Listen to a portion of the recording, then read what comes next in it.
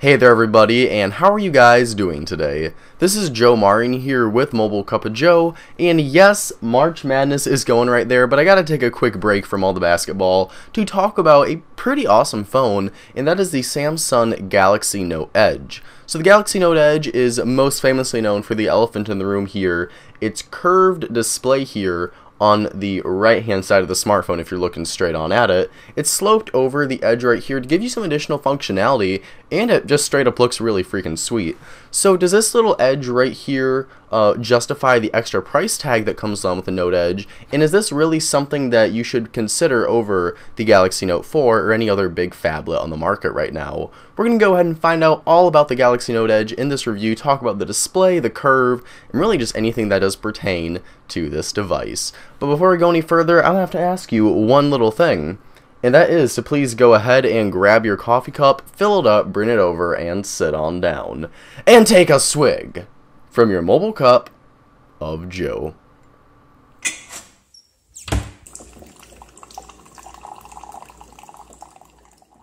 When I think of the design and build quality of Samsung smartphones, the first word that usually comes to mind is far from premium. Sure, you know, the company has insane numbers and they're arguably the biggest smartphone manufacturer in the world, but their phones up until recently have always felt like toys. Whether it was cheap hyperglazed plastic on the back or fake plastic around the edges to look like chrome, the phones have always had a bit of a kiddish feel to them and have never really felt like they have matured like they should have. The Samsung Galaxy Note Edge does have an aluminum frame all around the phone, save for the right hand side, which is home to that Edge display. Now if you go onto the back of the device, we do have a plastic backing, and it is kind of that faux leather looking style that was first introduced on the Note 3. But instead of that cheap looking stitched design, this is kind of more just a general leather pattern, and it honestly feels pretty good in the hand. It's obvious it is plastic, but it's soft to the touch, it's got a little bit of grip to it, and that combination of the aluminum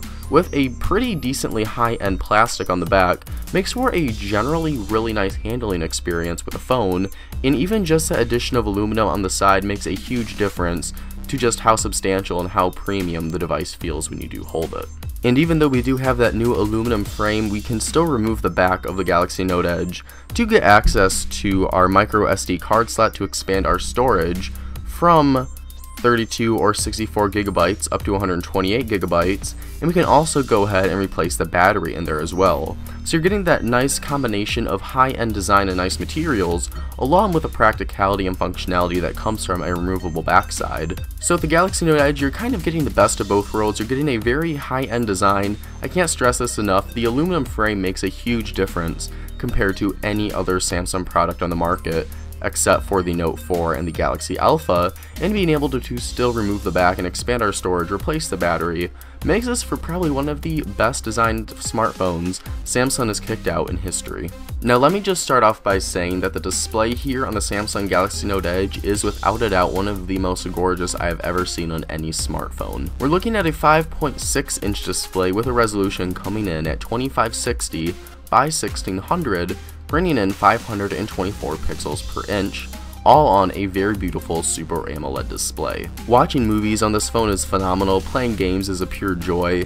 and even if you put your nose right up to the screen, it's very difficult to actually pick out individual pixels. The screen is just so bright, so gorgeous, and is just an absolute wonder to look at. My only real issue with the display here on the Note Edge is that if you do take it outdoors in direct sunlight, the screen becomes a bit difficult to read. It's still technically visible, but it's hard to determine what's actually being displayed on there, hard to judge the colors, and it's just something that if you do use it outdoors, you're going to make sure you're in some shaded areas, because if it's being hammered down by the sun directly, you're not going to have an enjoyable time viewing the screen with the Note Edge. The Galaxy Note Edge is packing in a Qualcomm Snapdragon 805 processor, that's a quad-core processor clocked at 2.7 GHz, along with 3 GB of RAM. So these are pretty high-end internals, some of the highest currently available on a flagship on the market right now, and everything I threw with the Galaxy Note Edge, it screamed right through it. Opening applications, playing games, and running applications, all of that good stuff though,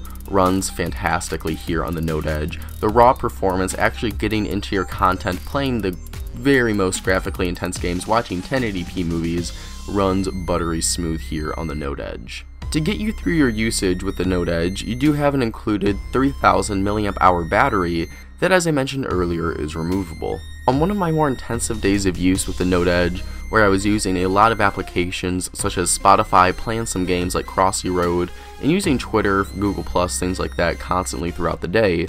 I got out just under 11 hours of usage with about 3 hours and 8 minutes of screen on time. Now, on a lighter day of usage where I only got a total screen on time of 3 hours and 34 minutes, with 26% battery life remaining at the end of the day, I had the phone on and was using it for about 13 hours. So in my use case scenarios, I found the battery life on the Galaxy Note Edge to be a little better than that of the Google Nexus 6. Getting through a full day, you shouldn't have any issues whatsoever, no matter what you are doing on the phone. And if you're using it lightly, maybe checking your email throughout the day, getting on Twitter, taking a few pictures here and there, not doing a lot of streaming of sorts, or not really playing any graphically intense games, you really shouldn't have any trouble getting through 2 full days of use out of this phone. For all of your sunset and selfie needs, the Samsung Galaxy Note Edge is packing in a very impressive 16 megapixel camera on the back, along with a 3.7 megapixel front-facing camera up front. When you open up the camera application here on the Note Edge, you will notice that all of the actions and functions for the camera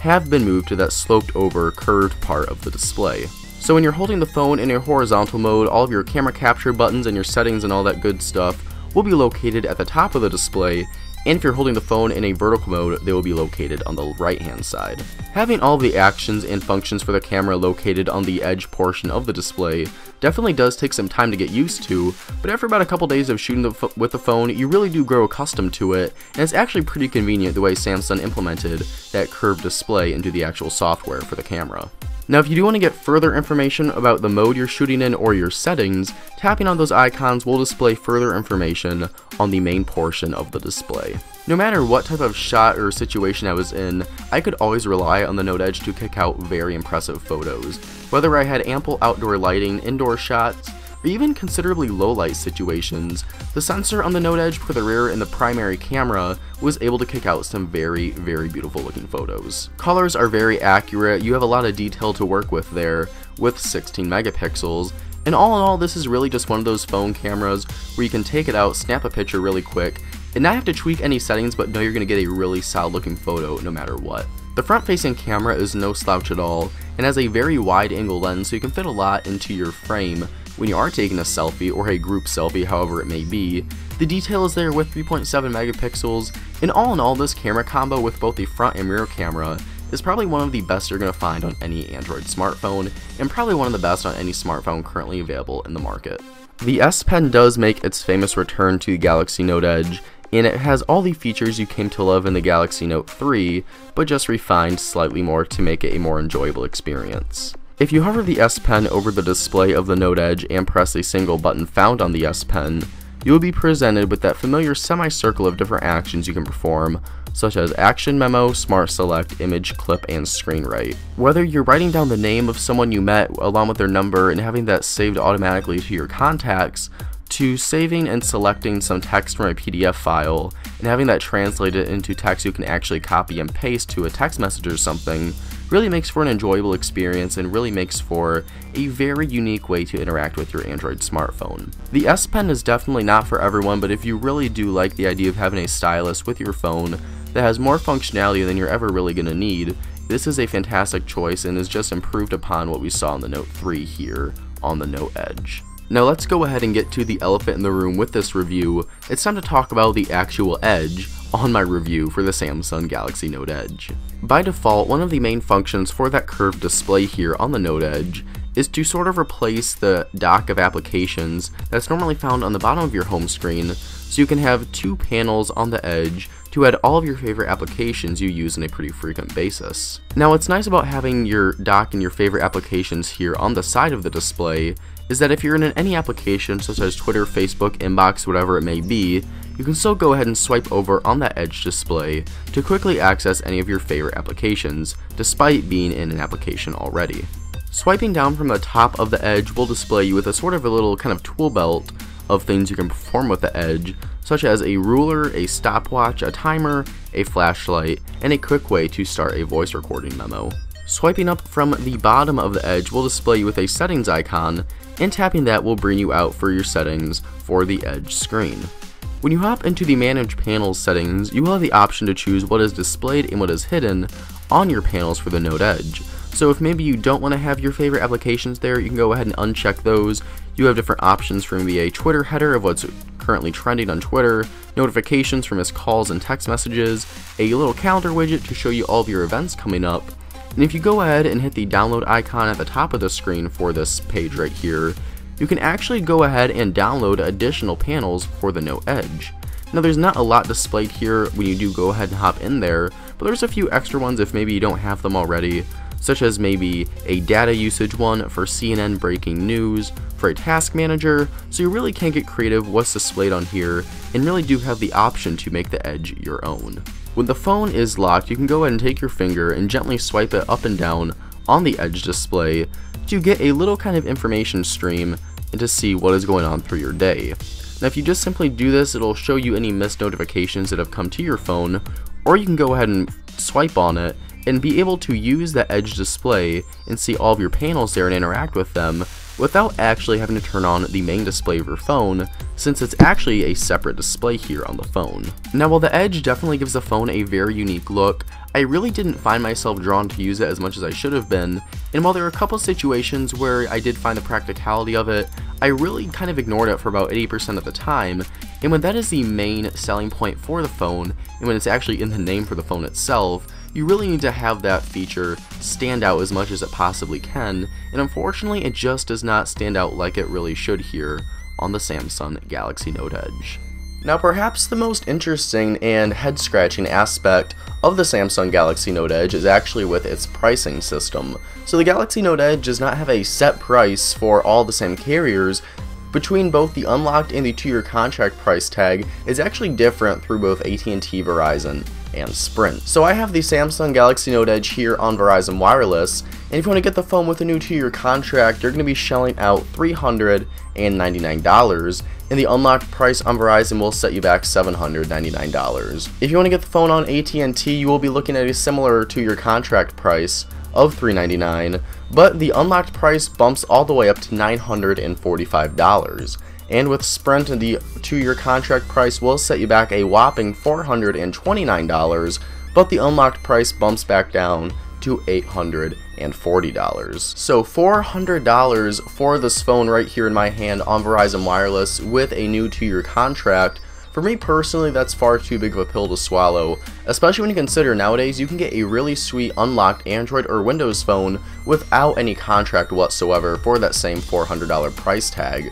And if you're talking about this thing buying this unlocked on AT&T, you're looking at really close to over $1,000, and with taxes and everything on Verizon and Sprint, you're going to be paying near $1,000 with them as well. So for me personally, although I really do like a lot of aspects about this phone, such as the gorgeous display, fantastic camera, really snappy performance, and pretty solid battery life as well, in a very gorgeous design with a curve here that, although may not be perfect, does offer some interesting features and functionality with it, I really could not justify myself personally and really could not recommend anyone throwing down that money unless you have an extra $1,000 or so you want to spend on a phone without a contract, or if you can really justify locking yourself down with a phone for $400 with a 2-year contract commitment. So although, like I said, I really do like the phone, the price tag is just a bit too high for the added functionality that the Curve does offer. So hopefully we can see Samsung improve on the price tag and the functionality in the overall way the Curve works on the Samsung Galaxy S6 Edge.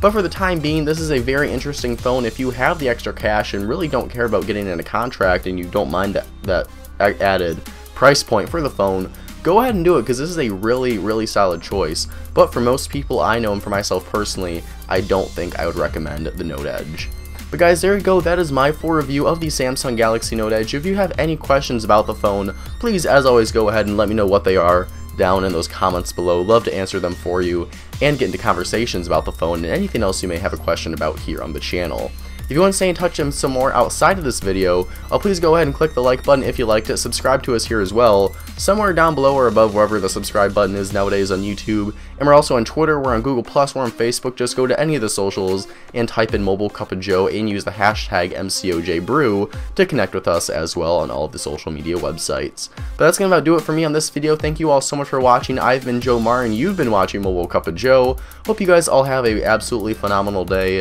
and I'll see you all in the next video. Bye-bye.